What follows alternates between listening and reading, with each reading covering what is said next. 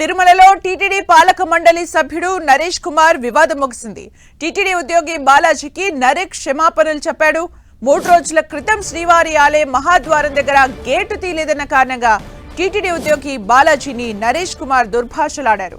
పాలక మండలి సభ్యుడు నరేష్ కుమార్ అనుచిత ప్రవర్తనకు నిరసనగా 2 రోజులుగా టీటీడీ ఉద్యోగ సంఘాలు ఆందోళనకు దిగాయి. దీంతో తిరుమల అన్నమయ్య భవన్లో టీటీడీ ఈవో శ్యామలరావుతో టీటీడీ ఉద్యోగ సంఘాలు సమావేశమయ్యాయి. ఈ సమావేశంలో నరేష్ కుమార్ టీటీడీ ఉద్యోగి బాలాజీకి క్షమాపణలు చెప్పాడు.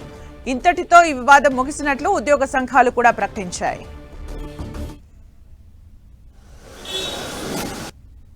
ఇది మా కుటుంబం విషయము.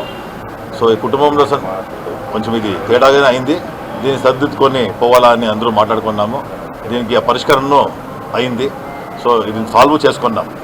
ఇది సాల్వ్ అయిన తర్వాత ముందరికి మనం ఎట్లా నడుచుకోవాలా అనేసి డెవలప్మెంటల్ యాక్టివిటీలో తిరుపతి డెవలప్మెంటల్ యాక్టివిటీ దీన్ని మన ఘనతని జాస్తి చేసుకునే దృష్టి నుంచి ఏమేమి నెక్స్ట్ క్షణికావేశంలో చేసినట్టు తప్పది. ఆ తప్పుని ఎవరు సమర్థించట్లేదు. కాబట్టి ఆయన కూడా బాధపడ్డారు. వాళ్ళ కుటుంబ సభ్యులు కూడా నాకు ఫోన్ చేస్తారు. నరేష్ వాళ్ళ కుటుంబ సభ్యులు కూడా అన్న తప్పు జరిగింది, దీన్ని మన కుటుంబంలో ఉన్న సమస్య కాబట్టి పరిష్కరించుకుంటామని చెప్పారు. ఉద్యోగ సంఘ నాయకులు బాలాజీ కూడా దీన్ని సానుకూలంగా స్వీకరించి వారు దీనికి ఈ ఎపిసోడ్కి ఇంతటితో ముగించాలని చెప్పి వారు కూడా ఒక 10 నిమిషాల్లో వారి నిర్ణయం కూడా తెలియజేస్తారు. క్షణికావేశం